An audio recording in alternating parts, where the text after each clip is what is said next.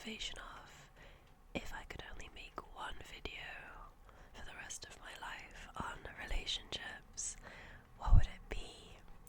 And I devised a video that's split into, I think, around 3 parts, with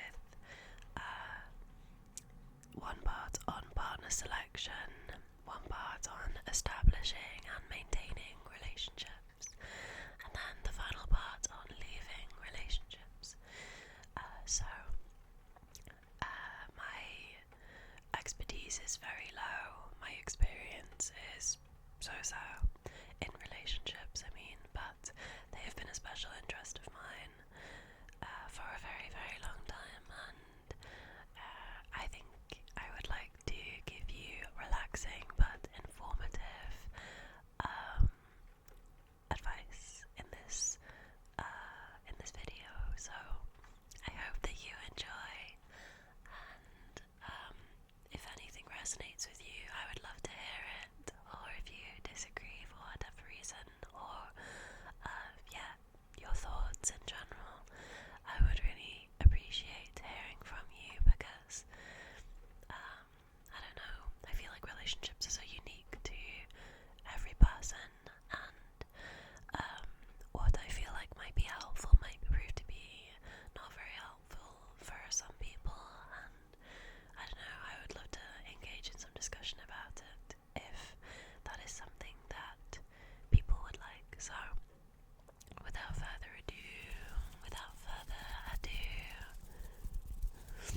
oh, and that's another thing, I don't have my rings on today. I've just got my bare hands, because I'm filming this before I go to work, so I do not have time. So my first section in this video on relationship advice is about when you select a partner. My first piece of advice in this area is don't escalate things too quickly. The main reasoning behind this is that people often take time to reveal who they are. I think often it can take between, well, it's hard to give you a precise estimate, because I think we are continually learning our partners and learning ourselves as we go through life, and we do really learn more about our romantic partners, like, just every day and week and month we spend with them. But I would say, specifically in the first 6 months, please don't escalate things too far. Don't feel like you owe someone, even if they are really, really exciting and seem to tick all your boxes.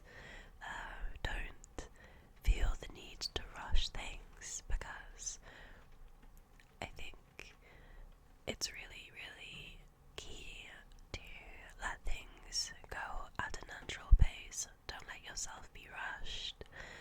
If it feels like there's a big milestone happening too soon into your relationship, then, please don't feel like you have to go along with things and suppress your discomfort.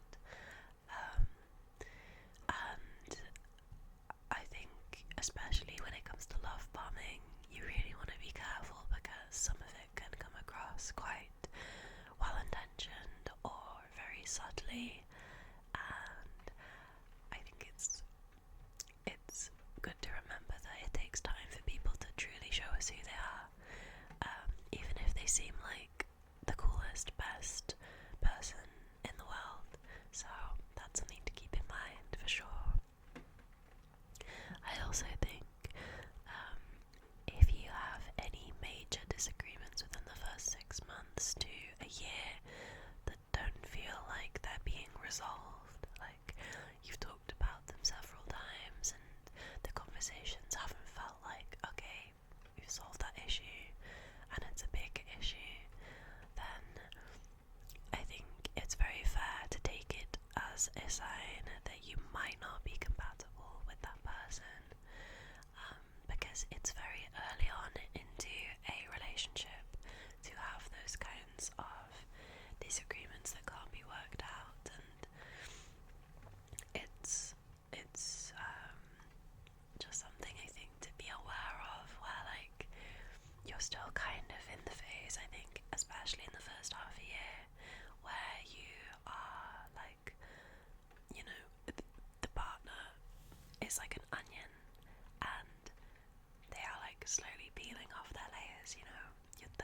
slowly learning more and more and seeing more and more of them.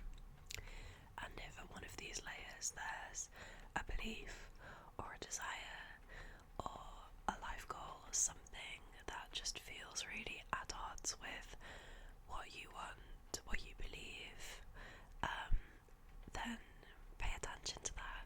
If you tried to resolve it time and time again and it's not been resolved, pay attention to that. That's what I would advise.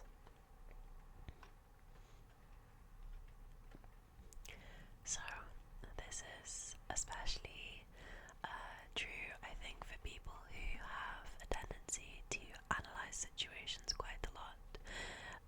Potentially maybe for neurodivergent people, but not specifically just neurodivergent people. But if you're making a pros and cons list about either your partner or a potential partner of yours, it might be potentially an issue because of not truly being in touch with your gut feeling on a person. It might be an issue where you're not necessarily wanting to listen to your gut feeling on a person. And like, you know, sometimes I think for me, when I've previously made pros and cons list about people, it might be more of a telltale that you're looking for signs not to leave someone. You're trying to convince yourself that actually this person is great, and like, yeah, surely there are enough reasons for me to stay or for me to try again, but actually it's not necessarily the case with some relationships, at least. Maybe not so much for people who swing avoidant, but I think in some scenarios at least, it's definitely something to potentially consider. Another thing to be aware of in the partner selection kind of phase is when introducing your partner to people in your circle, like especially your friends, especially your closest friends. Listen to what your friends have to say, value their opinions, especially your good friends, and I think pay attention to how they respond when you talk about your partner. If they seem to be giving answers that are a little basic or short, like if you ask them like, oh, it was, say if you all hung out and your partner was there and you're like, hey, it was really nice for me and partner's name, I'll just say Jeremy, fake name. It was really nice hanging out with you guys and Jeremy the other day, and maybe you're kind of fishing for a compliment or you're wanting to see what they think of your partner, and then your friend says, oh yeah, it was nice, or like something like that, a very short response. Pay attention to that. If you value their opinion, pay attention. Similarly with your family, if you're on good terms with your family and you value their opinions, if they meet your partner and their perspectives seem to be maybe like not 100% positive, or if they seem to be only really giving you, I don't know, the kind of responses that they think you want to hear, but they're not seeming particularly genuine, like, that might be a warning sign that they aren't particularly a fan of your partner, and if that's the case, you'd want to understand why. So that's one thing I think to be aware of. It's something that I wish I had paid more attention to in my previous relationships, absolutely. My last thing on partner selection is age and age differences, because I think this is probably common sense, but I want to say it anyway. Age is not necessarily an indicator of A, how much work someone has done on themselves, and B, how self-aware they are of their thoughts, beliefs, behaviours, etc.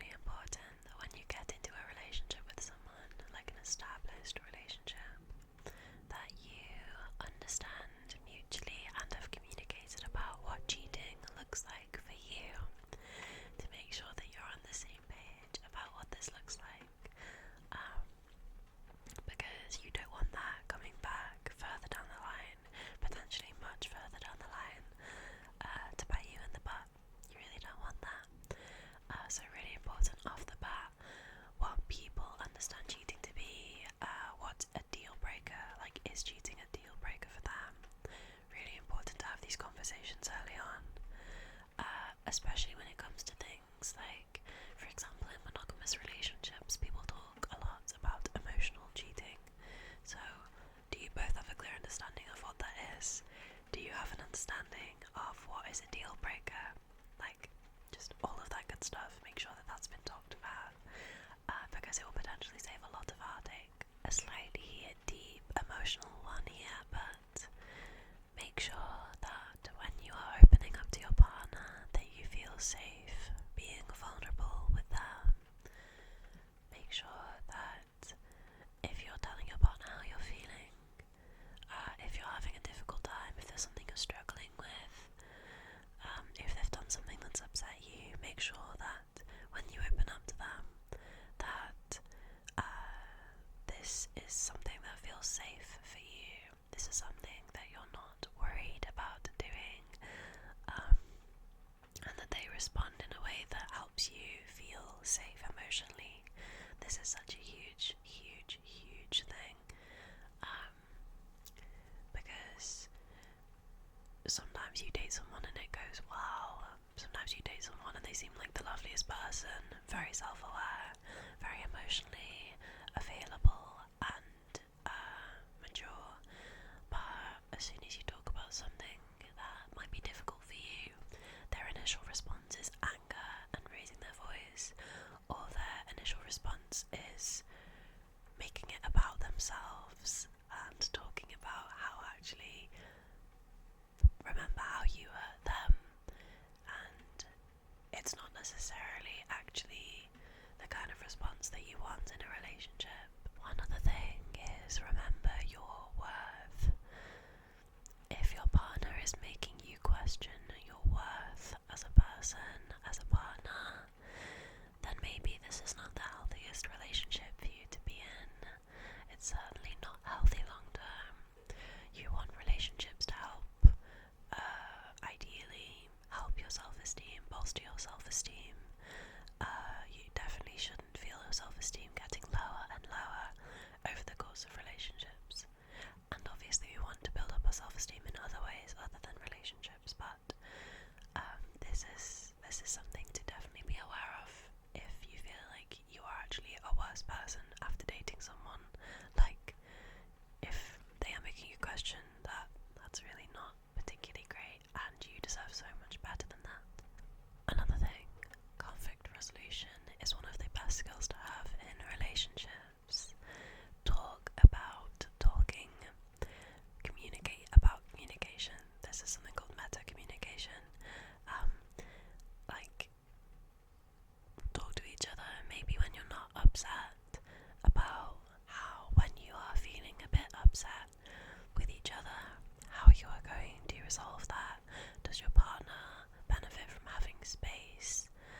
There's also a really good acronym about when to actually have a difficult conversation with your partner in the first place, which is HALT, HALT.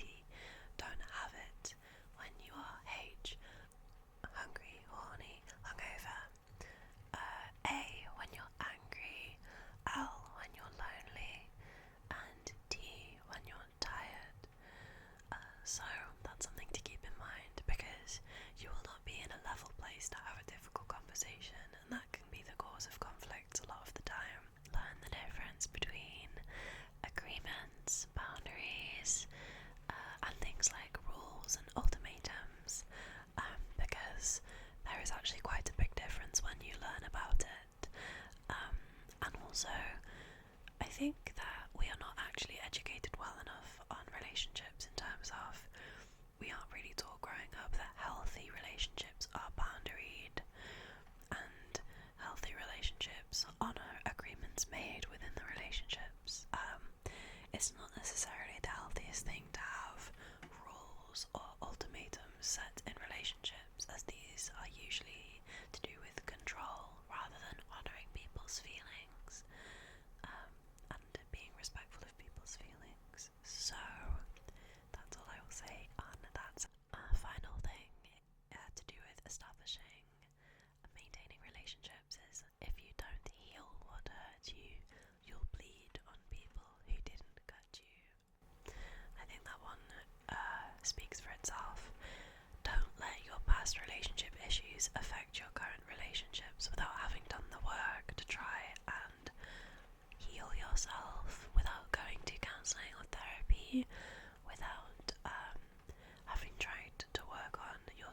honest about your feelings with difficult moments in relationships. Sometimes you can take things out on partners who were not the cause of this wound, were not the cause of this hurt, and it's not fair to bring that into relationships with partners who did not cause those things.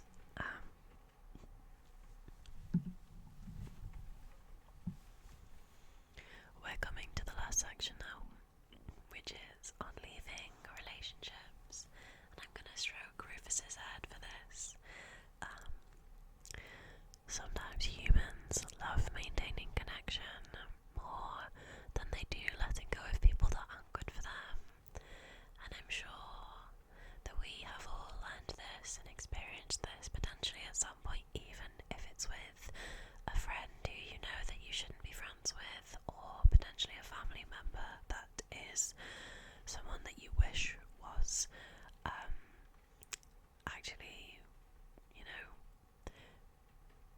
treating you differently or behaving differently, more gently, more kindly, more lovingly.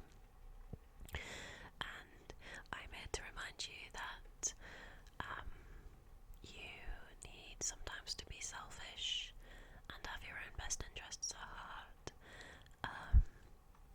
And I know that it's really hard to stop connection with people, but if they are not good for you and you can feel that they're not good for you, then that's the healthiest thing to do.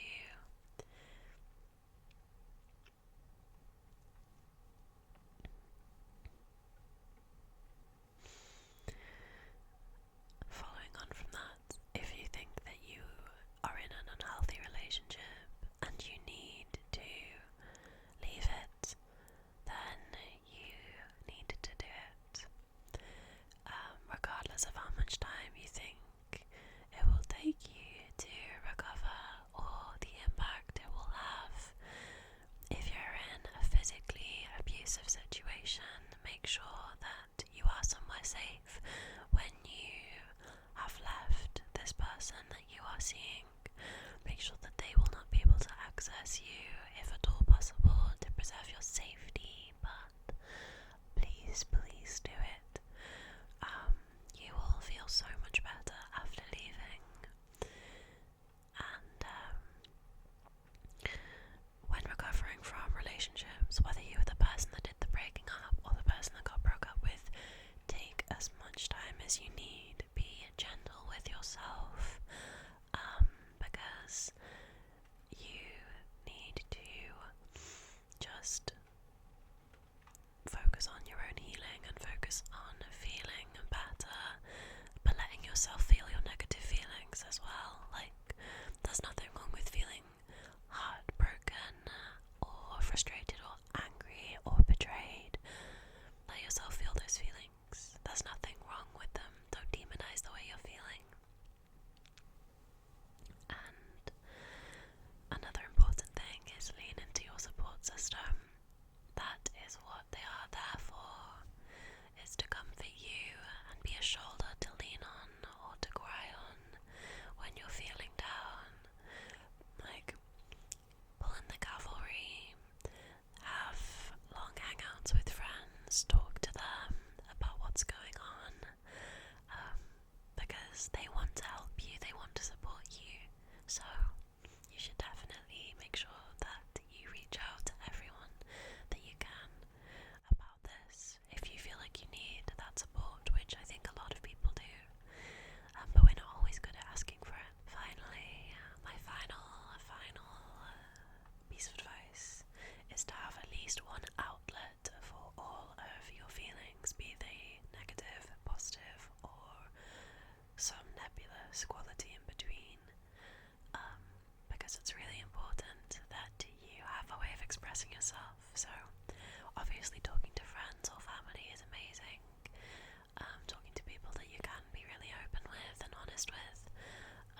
Some people don't necessarily have those things,